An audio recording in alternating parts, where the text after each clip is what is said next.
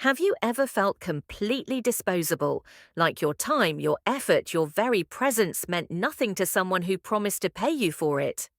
I did, and it's one of the most humiliating feelings I've ever had. My name is Emma, and 7 years ago I was just an ordinary teenager with a very specific goal: to save enough money to buy a new graphics card for my computer. This wasn't just about gaming, although that was a part of it, but about investing in my future, in a skill I was passionate about. I dreamed of learning design and tech, maybe even turning this hobby into a career someday. But like many young people, I quickly realized that dreams don't pay for themselves. Before, I had worked for my aunt, but her workplace was almost 40 minutes away by bus. That commute was draining, especially after school and homework, leaving me exhausted before my shift even began. I wanted a job closer to home, something local, convenient, and that wouldn't wear me out just getting there. So I began searching for jobs within walking distance, hoping for an opportunity that would pay decently and fit my schedule. One afternoon, I stumbled upon a job posting just a couple of blocks from my house, a night shift clerk position at a convenience store. The ad promised a wage slightly above minimum wage, which sounded like a fair deal for a teenager with no experience. The hours worked perfectly with my daily routine, and best of all, I could walk there. I thought, this could be the break I need. Without a second thought, I submitted my application and waited eagerly for a response. Within a few days, I got a text inviting me for an interview. My heart raced. This was my chance to prove myself and earn the money I desperately needed. The interview itself went smoothly. I answered questions confidently, trying to show that I was responsible and eager to work. The manager seemed pleased, but then, right at the end, she dropped a bombshell. She told me that for the first month, I would be paid only half of the minimum wage. After that, I'd get the full minimum wage for 2 more months, and only then would I be paid the wage that was advertised in the job posting. I was stunned. My excitement turned to confusion and disappointment. Half the minimum wage? For the entire first month? But I kept my cool, acting like it was no big deal. I wanted the job badly, and besides, she was going on about how young people these days don't want to work, and that I was different. Maybe I was different, but this was beginning to feel less like an opportunity and more like exploitation. I left the interview with a knot in my stomach, but tried to stay hopeful. I thought maybe it wasn't so bad after all. Little did I know, this was just the beginning of a harsh lesson in how some employers take advantage of workers, especially young, inexperienced ones like me. The day of the interview arrived, and I remember walking into the small convenience store feeling a mix of nervousness and hope. It was a modest place, nothing fancy, just rows of snacks, soft drinks, and the faint smell of coffee lingering in the air. I was greeted by Ms. Collins, the manager, a stern woman with sharp eyes that seemed to measure every detail about me before I even spoke. She asked the usual questions. Why do you want this job? Can you handle night shifts? Do you have any experience? I answered honestly and confidently, explaining my situation and my eagerness to work hard. For a moment, I thought maybe she actually believed in me. I felt a small surge of hope, but then, right at the end, everything changed. Miss Collins leaned in and said, almost in a whisper, "I want to be very clear about something, Emma. We've had a lot of people quit here, usually because of pay misunderstandings. So I need you to understand the terms before you accept." I nodded, feeling a pit form in my stomach. She continued, "For the first month, you'll be paid half of the minimum wage. After that, you'll get minimum wage for the next 2 months. Only after those 3 months will you finally receive the advertised wage from the job posting." I blinked, stunned. My mind raced. Half the minimum wage. That couldn't be right. Was this even legal? I wanted to ask, but the words caught in my throat. Miss Collins gave a sharp nod. "This is how it's always been done here. It's like a probation period. If you're still with us after 3 months, then you're a full employee." I forced a smile. I see. Okay. But inside, my heart sank. I left the store feeling hollow. The excitement I had felt just moments ago was replaced by confusion and anger. I wondered how anyone could justify paying someone, especially a teenager just trying to make ends meet, so little. Half the minimum wage for a whole month? And then still having to wait months to be fairly paid. I tried to tell myself it was just a start, a temporary sacrifice for the chance to prove myself. But deep down, I knew this wasn't just a start. This was exploitation. A few days later, I got a message. I got the job. At first, I was relieved. I thought maybe I could make it work. I was added to a group chat on Kakao Talk with the other clerks and Ms. Collins herself. They sent out the shift schedule, covering the 24-hour operation of the store. Then came another blow. Ms. Collins sent a message. "Emma, your first 4 hours on the job will be unpaid. This is your training period." I stared at the message in disbelief. Training, unpaid training. This wasn't something I'd agreed to during the interview. The idea that I would have to work for free on top of being paid half the minimum wage for the first month made my blood boil. I replied carefully, "I'm not sure that's fair. Is this legal?" No response.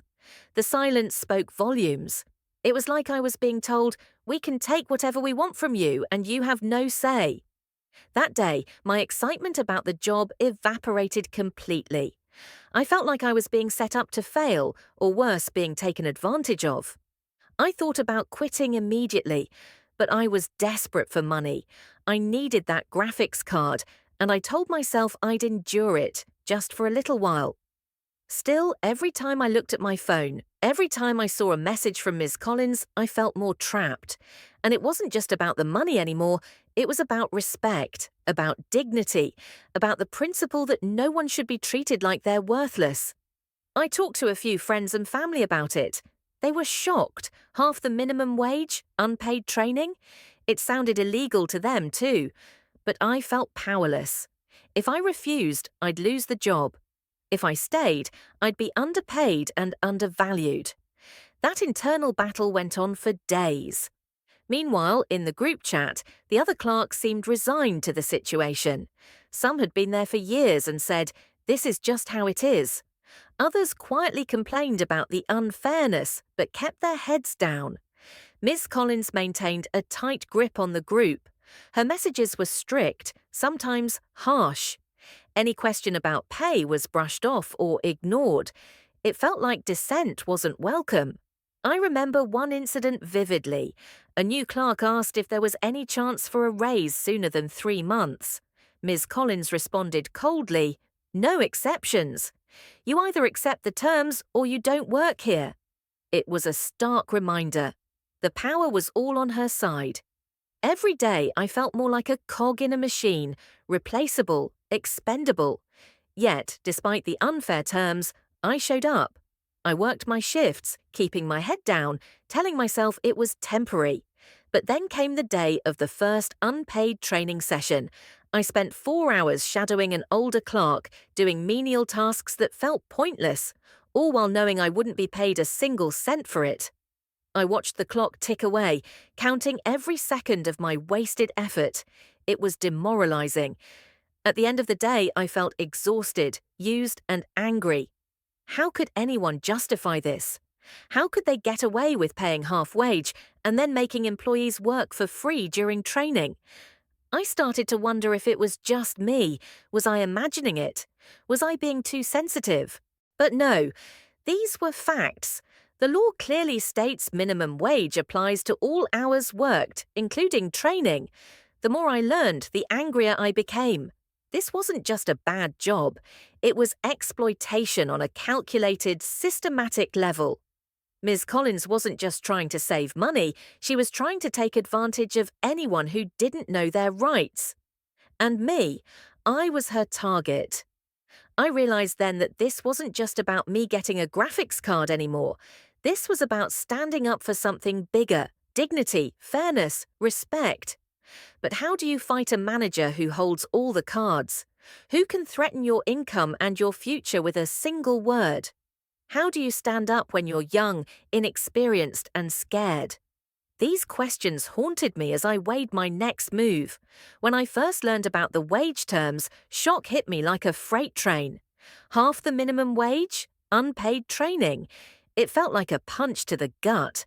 The kind of betrayal you don't expect when you're simply trying to work honestly and earn your keep. My initial reaction was a storm of emotions: disbelief, anger, frustration, and hurt. How could someone treat another human being this way? But despite the surge of emotion, I knew I had to stay calm. Reacting impulsively wouldn't change the facts. I had bills to pay and a goal to reach. So I took a deep breath and forced myself to focus on the bigger picture. If I kept my cool, maybe I could figure out a way to handle this situation and make it work. At least for a little while. After the interview, I spent a few restless nights going over everything in my mind. The unfairness gnawed at me, but so did the reality of my needs. I needed money, desperately. And this job was one of the few options nearby. The convenience store was just a few blocks from home, and the night shifts fit perfectly with my schedule. Plus, the promise of a better wage after a few months kept flickering like a faint light at the end of a dark tunnel. Eventually, I decided to accept the job offer. It wasn't the ideal situation, far from it, but it was a step forward. I told myself it was temporary, a sacrifice I would endure for the sake of my dream. Once I officially accepted, I was added to the Cacao Talk group chat with the other clerks and Ms. Collins, the manager.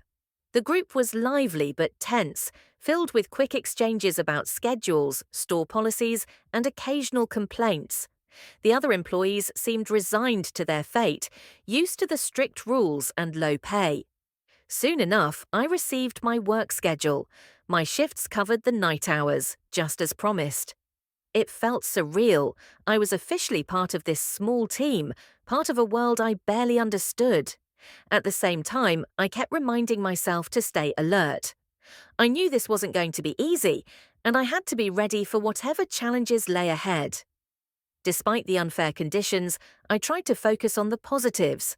I was gaining work experience, learning new skills, and taking steps toward independence. The fact that I was walking distance from home meant I could save on transportation costs and have a bit more freedom.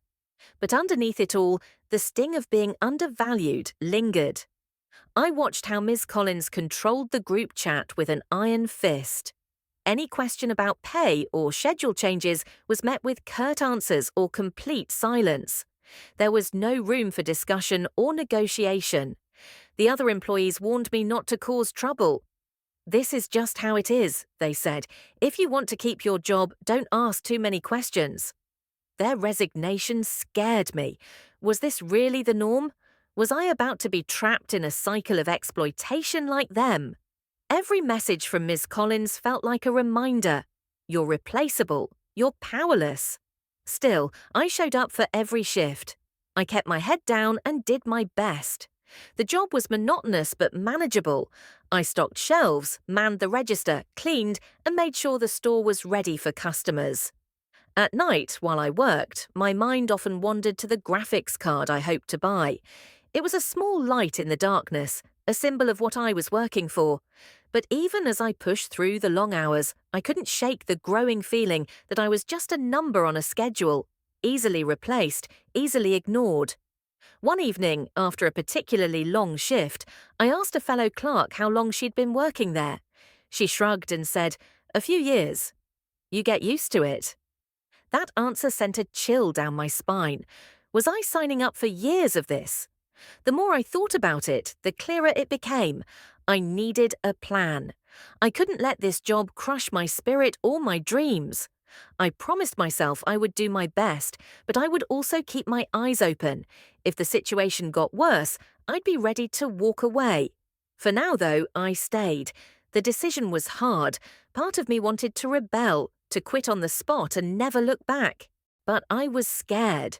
Scared of not finding anything else, scared of letting my family down, scared of failing myself. So I stayed silent. I stayed in the group chat. I worked the shifts. And I waited. I waited for the day when things would get better, when I'd finally earn a fair wage and be respected as a worker. Until then, I kept going, one shift at a time. Sometimes the quietest voice can shake the strongest walls. I had endured enough. Every day at that convenience store felt like stepping into a battlefield where the rules were rigged against me, where the only thing certain was disrespect and unfairness. When the manager told me I'd be paid half minimum wage for the first month, my shock was immediate. But I swallowed it. When she refused to pay me for 4 hours of training, I held my tongue. I convinced myself this was temporary, that things would get better. But deep inside, a growing fire of frustration and anger smoldered. I was trapped in a job that drained my energy, my hope, and my dignity. Yet, for a long time, I kept going, not because I wanted to, but because I felt I had no choice. I was scared of what would happen if I quit, scared of losing money, scared of disappointing my family, scared of being seen as lazy or unreliable. But as the weeks dragged on, I realized that staying was destroying me more than leaving ever could. So I made a choice, an act of silent rebellion, deliberate and irrevocable. I wouldn't fight with words, I wouldn't argue or plead. I would simply disappear. I would refuse to be part of this exploitation any longer. The night before my scheduled shift, I lay awake in bed, heart pounding like a drum in my chest, mind racing with all the what-ifs and fears that threatened to paralyze me. What if I couldn't find another job? What if they blacklisted me? What if I let everyone down? But beneath those fears was a fierce determination, a spark of courage that refused to be extinguished. I told myself, you deserve better. You are worth more than this. And with that, I made my plan. I deleted the group chat we used for scheduling. I blocked the manager and all my co-workers. I severed every line of communication. I wanted no part of their games anymore. No apologies, no explanations, just a clean break. When the clock struck 1 minute before my shift, I didn't move toward the store. I stayed home, holding my breath. The silence of my absence felt deafening. And then, just as I suspected, the phone rang. An unknown number flashed across the screen. It was the manager, or someone acting on her behalf. My stomach twisted. I let it ring once, twice, before sending it to voicemail. When I listened to her message, my heart beat faster. Emma, this is unacceptable. You're supposed to be here. You have responsibilities. If you don't come in, there will be consequences. Her tone was cold, threatening. But I didn't respond. I deleted the message, feeling an unexpected surge of power. This time, I was the one choosing how to respond. When she called again, I picked up. Emma, where are you? You can't just disappear. This isn't how adults behave. Her voice was furious, nearly screaming through the phone. You agreed to this job. You're abandoning your team and your responsibilities. You'll regret this. I took a deep breath and spoke slowly, clearly. Ms. Collins, I'm not coming in. I'm done working for half the minimum wage. I'm done being forced to train without pay. I'm done being treated like I'm disposable. I deserve respect. I deserve fairness. I'm done. Her reaction was explosive. She called me names, insulted me, threatened to ruin my reputation and blackball me from every job in town. But I didn't flinch. I stood firm. Your threats don't scare me, I said. I'm standing up for myself, and I won't be part of your unfair system anymore. Then I hung up. That phone call was more than just a confrontation. It was a declaration of independence. Word spread quickly. Other employees, who had suffered in silence for so long, started to speak up. 2 more clerks quietly resigned, following my lead. No drama, no fanfare, just a simple refusal to be exploited. Ms. Collins's fury boiled over. She sent angry messages in the group chat, calling us troublemakers, disloyal, and warned of punishments for quitting. But her threats rang hollow. The morale in the store plummeted. The atmosphere grew toxic and tense.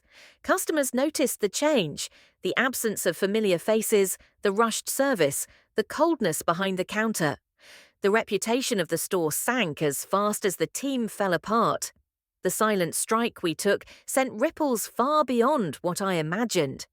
That small act of defiance exposed a rotten core, a workplace that valued profit over people, rules over respect. I realized then that sometimes the loudest voice is the one that refuses to play along. I didn't have to shout or protest in the streets. My silence, my absence, spoke louder than any complaint ever could. Walking away was terrifying. The uncertainty was crushing. Would I find another job? Would I survive financially?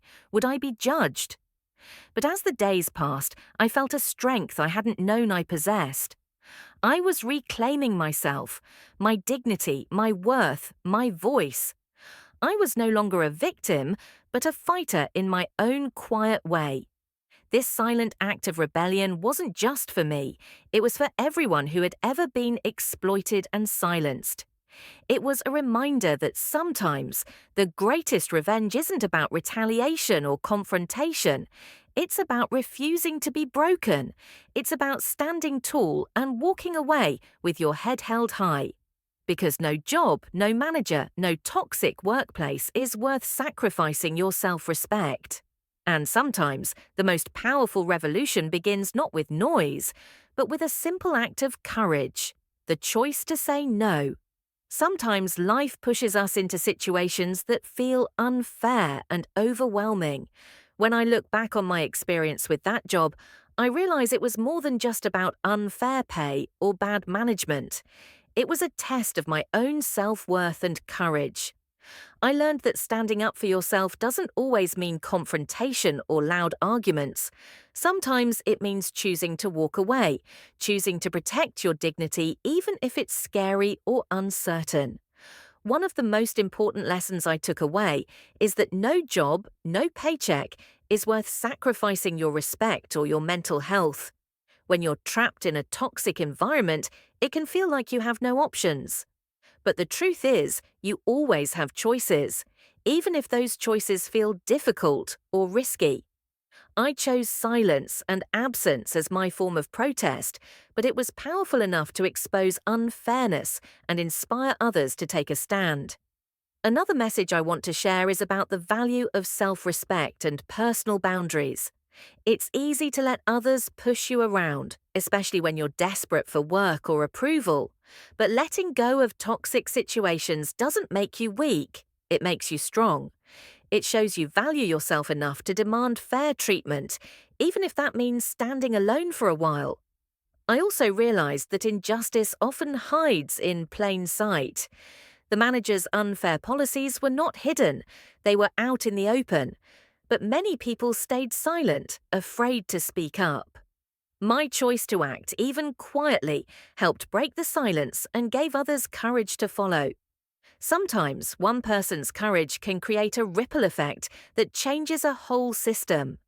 Lastly, this experience reminded me how important it is to believe in your own worth and stand firm in your values. Life will always throw challenges at you, and people will try to take advantage if you let them. But when you believe in yourself and set clear boundaries, you protect your dignity and create space for better opportunities. So, if you ever find yourself in a similar situation, whether it's unfair work conditions, toxic relationships, or any form of disrespect, remember that you have power. You have the right to walk away, to say no, and to protect your mental and emotional health. Your value isn't defined by what others say or do to you. It's defined by how you choose to treat yourself. In the end, standing up for yourself doesn't have to be loud or aggressive. Sometimes the strongest statement is made by simply refusing to be part of an unfair system anymore. Your silence can be a powerful voice, your absence a form of protest, and most importantly, your courage to protect your dignity will inspire others to do the same. Remember, your worth is not negotiable. Fight for it, quietly or loudly, but never give it away for less than you deserve.